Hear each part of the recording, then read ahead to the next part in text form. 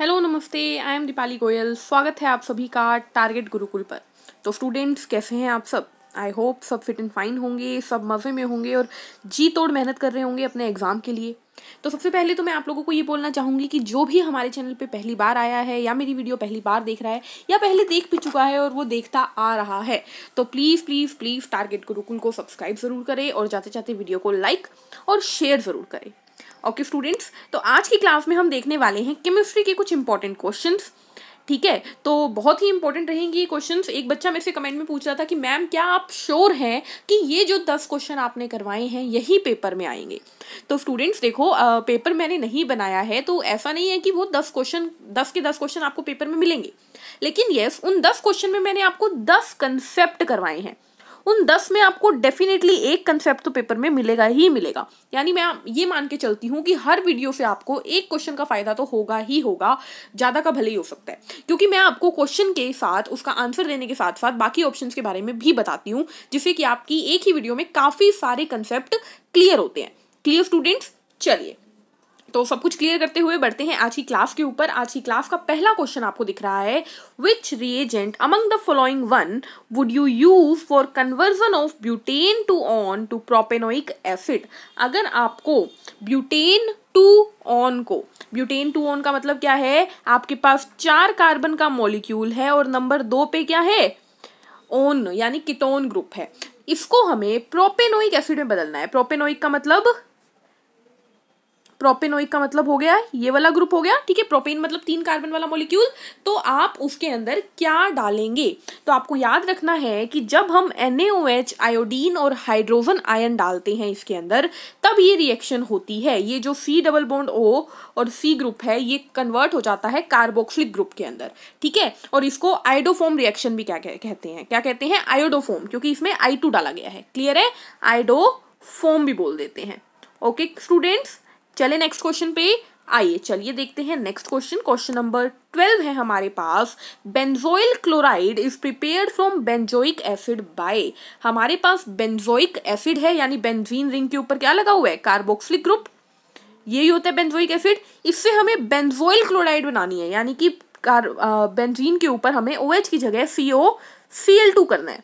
तो क्या करना पड़ेगा स्टूडेंट्स? तो हमें ध्यान रखना है कि इस रिएक्शन के लिए डाला जाता है थायोनील क्लोराइड, जो कि होता है SOCl2। क्या होता है ये? थायोनील क्लोराइड। और इस क्वेश्चन पे इंपॉर्टेंट मार्क कर लो स्टूडेंट, याद रखिएगा SOCl2 डाल रहे हैं, SO2Cl2 नहीं डाल रहे। ठीक है, तो बेंजाइल क्लोराइड तैयार किया जाता है बेंजोइक अम्ल के साथ SOCl2 द्वारा। Clear? Next question number 13, benzamide on treatment with POCl3 give. अगर हम बेंजामाइड यानी कि हमने क्या किया? बेंजीन रिंग के ऊपर क्या लगा दिया? CONH3 लगा दिया, C डबल बॉन्ड ONH3, ये होता है बेंजामाइड। अगर हमने इसकी ट्रीटमेंट करवाई POCl3 के साथ, तो हमें क्या मिलता है स्टूडेंट? यहां से ना पानी निकल जाता है। क्या निकल जाता है? पानी निकल जाता है, यानी ये डबल बॉन्ड O और यहां से 2 H2 निकल जाएंगे। तो क्या मिलेगा हमें? देखो, बेंजीन रिंग की जगह बेंजीन रिंग मिलेगी, बिल्कुल सही। कार्बन की जगह कार्बन और हाइड्रोजन तो निकल गया, C ट्रिपल बॉन्ड N मिलेगा, हमें ये स्ट्रक्चर मिलेगा। और इसको हम क्या बोलते हैं? इस स्ट्रक्चर को क्या बोलेंगे? कोई मुझे बताएगा? बिल्कुल सही, इस स्ट्रक्चर को बोलते हैं बेंजोनाइट्राइल। क्या बोलते हैं? बेंजोनाइट्राइल, यानी कि बेंजीन रिंग के ऊपर C ट्रिपल बॉन्ड N, यानी साइनाइड ग्रुप। और ये रिएक्शन जो होती है, ये डिहाइड्रेशन रिएक्शन होती है, क्योंकि इसमें हम पानी रिमूव करते हैं। क्या करते हैं? पानी रिमूव करते हैं। क्लियर है आप सभी को? चलिए अगला क्वेश्चन देखते हैं। Question number 14, which one of the following base is the strongest? यानी कि निम्नलिखित क्षारों में कौन सा एक प्रबल क्षार है? स्ट्रॉन्गेस्ट बेस इसने पूछा है स्टूडेंट। तो यहां पर आपको मैं एक कंसेप्ट बताने वाली हूं, इसका आंसर ऑप्शन डी जाएगा। पहले बता दूं कंसेप्ट क्या है। आपको याद रखना है कि जो एलिफेटिक अमीन्स होते हैं, एलिफेटिक अमीन्स जो होते हैं वो हमेशा ज्यादा बेसिक होते हैं देन एरोमेटिक अमीन। अब आप बोलोगे मैम एरोमेटिक अमीन और एलिफेटिक अमीन क्या होते हैं? तो वैसे तो मुझे लगता है कि आप लोगों को पता होगी ये बात, क्योंकि आप 11th-12th कर चुके हैं, लेकिन फिर भी मैं समझा देती हूँ। एलिफेटिक अमीन होते हैं जिसके अंदर हमारे पास ओपन चेन भी हो और क्लोज चेन भी हो। ठीक है। जैसे कि मैं बोलूंगी आपको, मैंने जैसे ऑप्शन डी बोला बेंजाइल अमीन। बेंजाइल अमीन क्या होता है, अभी अभी मैं बता के हटी कि हमने बेंजीन के ऊपर C double bond O NH3 लगा दिया, तो यानी कि ओपन चेन भी है और क्लोज चेन भी है, तो उसे बोलते हैं एलिफेटिक अमीन। तो आप यहाँ पर बाकी ऑप्शन देख सकते हैं। बाकी ऑप्शन में आपको क्या नजर आ रहा है, देखिए जरा एक सेकेंड। एनिलीन जो होता है उस पर हम बेंजीन के ऊपर सीधे सीधे NH2 लगा देते हैं, ये ओपन चेन नहीं होता, ये सिर्फ क्लोज चेन होती है। पी नाइट्रो एनिलीन में पैरा पे हम नाइट्रो लगा देते हैं, NO2 लगा देते हैं, ये भी क्लोज चेन है। एम नाइट्रो एनिलीन पे मेटा पे हमने नाइट्रो लगा दिया, ये भी क्लोज चेन है। लेकिन बेंजाइल अमीन के अंदर दोनों चेन है, क्लोज भी और ओपन भी, तो आंसर जाएगा ऑप्शन 4 बेंजाइल अमीन। इंपॉर्टेंट कंसेप्ट है, याद रखिएगा, काम आएगा। अगला क्वेश्चन, क्वेश्चन नंबर 15 हमारे पास देखिए क्या है। विच of the following compound will not react with alcoholic KCN? निम्नलिखित यौगिकों में से कौन सा एल्कोहलिक KCN के साथ अभिक्रिया नहीं करेगा, यानी एल्कोहलिक पोटेशियम साइनाइड के साथ रिएक्शन नहीं करेगा। तो याद रखिएगा जितने भी एराइल और विनाइल हैलाइड होते हैं, ये भी याद रखने वाली चीज है। एराइल और विनाइल हैलाइड जो होते हैं वो कभी भी एल्कोहलिक KCN के साथ रिएक्शन नहीं करते। तो आप देखिए किसमें आपको दिख रहा है, तो आपको दिख रहा है एसिटिल क्लोराइड। एसिटिल क्लोराइड जो होता है ये आपकी KCN के साथ रिएक्शन नहीं करेगा। देखो इथाइल जो होगा वो एल्काइल ग्रुप होता है, तो ये ना एराइल है ना विनाइल है। फिनाइल जो होता है ये एरोमेटिक होता है, ठीक है, फिनाइल, ठीक है, एरोमेटिक होता है, तो ये भी क्या है, कर जाएगा रिएक्शन। बेंजल्डिहाइड भी एरोमेटिक है, लेकिन एराइल और विनाइल जो है वो एसिटाइल है, क्योंकि इसमें डबल बॉन्ड कार्बन आ गया ना, तो एसिटाइल क्लोराइड, ठीक है।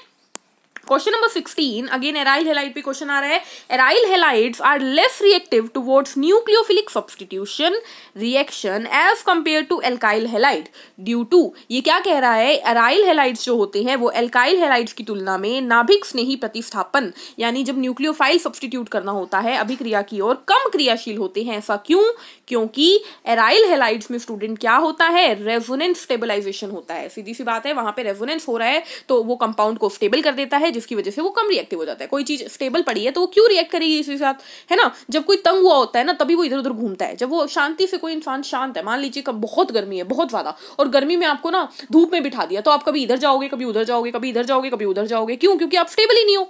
जबकि अगर आपको AC वाले कमरे में बिठा दिया जाए तो आप आराम से बेड पे लेटोगे और सो जाओगे कि आप स्टेबल हो चुके हो, आपको गर्मी लगी नहीं रही है। क्लियर। तो रेजोनेंस स्टेबलाइजेशन की वजह से ये रिएक्टिव नहीं होते हैं या कम रिएक्टिव होते हैं। क्वेश्चन नंबर 17 हमारे पास देखिए क्या है। विच of the following have smallest heat of hydrogenation पर मोल, यानी कि हिंदी में भी पढ़ देते हैं, क्या बोल रहा है ये, निम्नलिखित में से किसके पास प्रति मोल सबसे कम हाइड्रोजनीकरण की ऊष्मा होती है। तो एक कंसेप्ट यहां से सीखो, देखो हीट ऑफ हाइड्रोजिनेशन जो होता है स्टूडेंट वो डायरेक्टली प्रोपोर्शनल टू स्टेबिलिटी होता है, यानी कोई कंपाउंड जितना ज्यादा स्टेबल उतनी ज्यादा उसकी हीट ऑफ हाइड्रोजनेशन, उसको तोड़ने के लिए उतनी ज्यादा एनर्जी चाहिएगी ना। तो इसने क्या पूछा है, सबसे कम, तो सबसे कम होगा स्टूडेंट ट्रांस 2 ब्यूटीन, क्योंकि ये सबसे ज्यादा क्या है, ये सबसे ज्यादा स्टेबल है। क्लियर। तो ट्रांस 2 ब्यूटीन जो होता है उसके पास क्या होगी, स्मॉलेस्ट हीट ऑफ हाइड्रोजनेशन होगी। ट्रांस 2 ब्यूटीन का स्ट्रक्चर क्या बनेगा भाई, आप इस तरीके से बना दो, ये यहाँ पर हमने C लगा दिया, यहाँ पर हमने C लगा दिया, यहाँ पे H, यहाँ पर H, वैलेंसी पूरी कर लेना, ये H3 हो गई, ये H3 हो गई, ये सबसे ज्यादा स्टेबल है, तो हीट ऑफ हाइड्रोजनेशन इसकी क्या हो जाएगी, स्मॉलेस्ट हो जाएगी। क्लियर। चलिए आगे बढ़ते हैं नेक्स्ट क्वेश्चन के ऊपर। क्वेश्चन नंबर 18 हमारे पास, which of the following will decolourise alkaline KMnO4 solution, निम्नलिखित में से कौन एल्कालाइन KMnO4 विलयन को रंगहीन कर देगा। तो जो KMnO4 होता है स्टूडेंट उसको डीकलराइज करते हैं डबल या ट्रिपल बॉन्ड के स्ट्रक्चर, यानी अनसैचुरेटेड कंपाउंड। ये जो है वो सैचुरेटेड है, ये तो नहीं होगा। C2H4 क्या सैचुरेटेड है या नहीं है, ये अनसैचुरेटेड है, राइट आंसर जाएगा C2H4। C3H8 एक एल्केन है, CCl4 एक अगेन सैचुरेटेड कंपाउंड है, तो अनसैचुरेटेड इन चारों में से कौन है, C2H4। C2H4 तो कितना बॉन्ड आएगा, डबल बॉन्ड, और डबल बॉन्ड का मतलब अनसैचुरेशन, यानी कि ये क्या होगा, KMnO4 को डीकलराइज करेगा या नहीं करेगा, कर देगा, डबल और ट्रिपल बॉन्ड कर देते हैं। चलिए अगला question, which of the following is smallest in size, very very important question, paper में पूछ लिया जाता है घुमा फिरा के, सबसे छोटा आकार किसका होगा। तो जितना ज्यादा चार्ज जितना ज्यादा स्टूडेंट्स, रेडियस उतना कम होता है।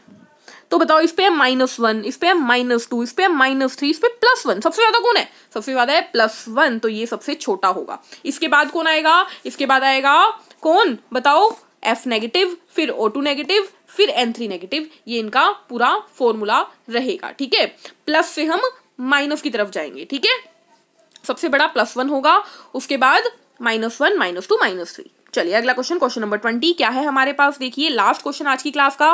The number and type of bonds between 2 carbon atom in CaC2R। Calcium carbide का जब हम स्ट्रक्चर बनाते हैं तो 2 कार्बन के बीच में कितने बॉन्ड होते हैं। तो कैल्शियम कार्बाइड का स्ट्रक्चर ऐसा होता है student, C triple bond C calcium +2, इस तरीके से होता है। तो 2 कार्बन के बीच में पूछा है, कैल्शियम जैसे मर्जी लगाओ, 2 कार्बन के बीच में क्या दिख रहा है, ट्रिपल बॉन्ड। ट्रिपल बॉन्ड का मतलब क्या होता है स्टूडेंट, ट्रिपल बॉन्ड का मतलब होता है हमारे पास है 1 सिग्मा बॉन्ड और 2 पाई बॉन्ड, 1 सिग्मा बॉन्ड और 2 पाई बॉन्ड। ऑप्शन आ गया option 2, 1 sigma and 2 pi bonds हैं कैल्शियम कार्बाइड के अंदर। और आपको पता होगा कैल्शियम कार्बाइड से ही हमारी इथाइलीन गैस बनती है जो कि फ्रूट्स की राइपनिंग में काम आती है। ये एग्रीकल्चर का और बायोलॉजी का क्वेश्चन हो गया। चलिए तो आज की क्लास को इतना ही रखेंगे, मिलेंगे नेक्स्ट सेशन में नए क्वेश्चंस के साथ। तब तक के लिए पढ़ते रहिए, मुस्कुराते रहिए, खुद का ध्यान रखिए और खुश रहिए। अगर आपको कोई भी चैप्टर या कोई भी टॉपिक, चाहे वो बायोलॉजी का हो, मैं बार बार बोल रही हूँ आप लोगों को, पेपर से पहले अगर आपको ऐसा लगता है क्लास 11th या क्लास 12th का कोई भी ऐसा टॉपिक या कोई चैप्टर है जो आप समझना चाहते हैं